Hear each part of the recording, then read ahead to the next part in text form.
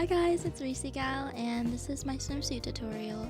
I wanted a Japanese swimsuit for so long, but I don't have $150 laying around. So that's why I made it for $12, and here's how you can too. Just as a disclaimer, I'm not a professional, so there's going to be a lot of human errors, and if you have any questions, please ask me and I'll try to help you as best as possible. Okay, to start, I always like to draw it out so I have a clear idea for what I'm going for, and this was my drawing.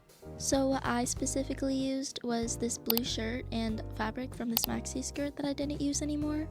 I had a basic idea of the pattern, but instead I just used a bikini I liked the fit of.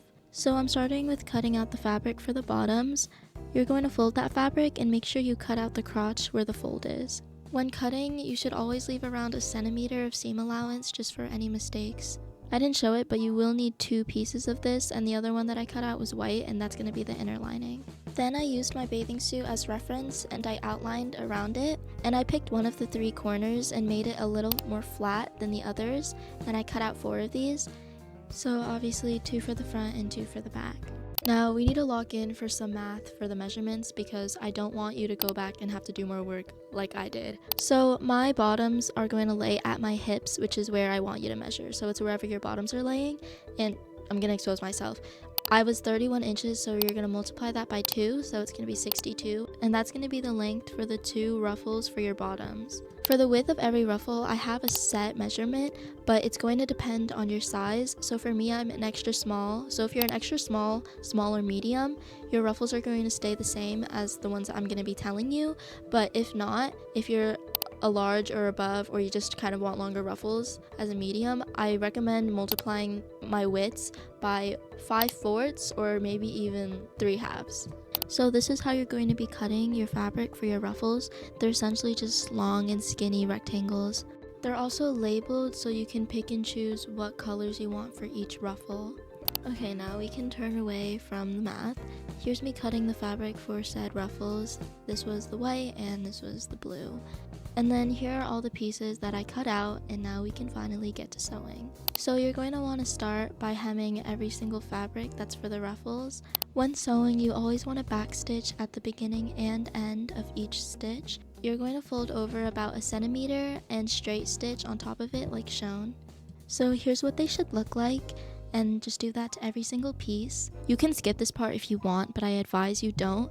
But iron every single hem front and back just so that they lay better and they do look better. Like, look at the comparison. You should be ironing before and after sewing just for more precision. For making the ruffles, you're going to want to set your tension to 9 and then your length to the highest that you can go, which is 4 for me, and then you're just going to keep it in straight stitch.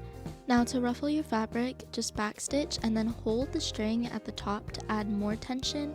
The harder you pull, the more ruffles, but I suggest just pulling lightly. And then, of course, backstitch at the end, and then you're just going to repeat that.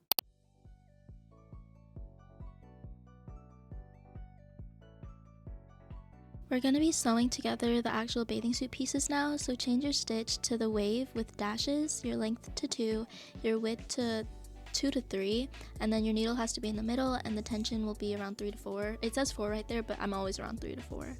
So pin your 2 bottom pieces together. If you're using a pattern fabric, be very careful that the 2 good sides are against each other because we're going to flip it inside out after we finish sewing. When you're sewing these 2 pieces together, make sure you leave at least one of these edges open on either side. I just decided to leave all of them open because it saved me more string, but it's so that we can flip it inside out.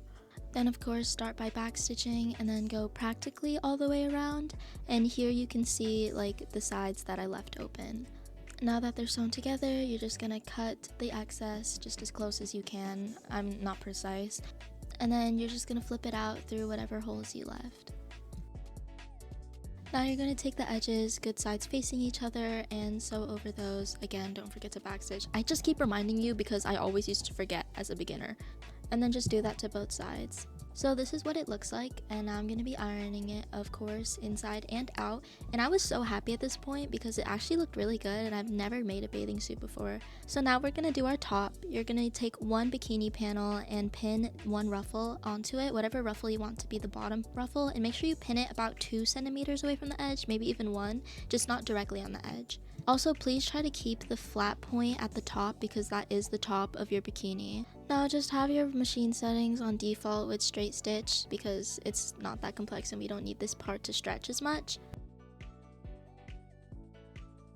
Then you're going to pin on your second set of ruffles on top of your first and make it as close to the edge as possible, and you're just going to sew along the original stitch, and then you're just going to repeat on the other side.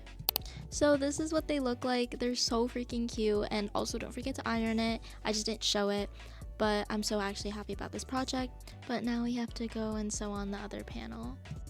So you're going to take the other panel and pin it on top of the side with the ruffles, and when you're sewing you're going to leave out every single corner and including the bottom because we need to loop the string through. So it should look like this, and then you're just going to put the string up to the top, which is the flat bit, sew that through, and then you're going to tuck the string in and then sew in the bottom. Then once you're done with that, flip it inside out through one of the 2 holes that you left, and it should look like this with those 2 sides still open, and then just repeat. Okay, so apparently I'm a chud and I forgot to include something, but you're also going to want to sew like right here where the arrow is because that's where you're going to loop the string through, and you don't want it going like all up inside the bra. I hope that makes sense, but you're just going to straight stitch with that. Also, I forgot to say, the strings that I'm using are from the maxi skirt, so if you don't have any, you might have to make some. Just look up how to do that, but I just used a bobby pin to thread it through. Okay, so we're circling back around, and this is the skirt, and guess what? I forgot to record again. But you're gonna put, again, like the first ruffle a centimeter away from the edge, and then pin the second ruffle right at the edge, and just have it all around the skirt. And make sure you put your settings back to the wave one, and then you're just gonna sew along that as close to the original stitch as possible, and then you're going to iron that again. This is the finished product. Thank you so much for watching all the way through, and if you made this, good job because it took me so long. It took me 4 hours, but please look at my page because I have other tutorials, and don't forget to subscribe and like this video. Thank you so much. Bye!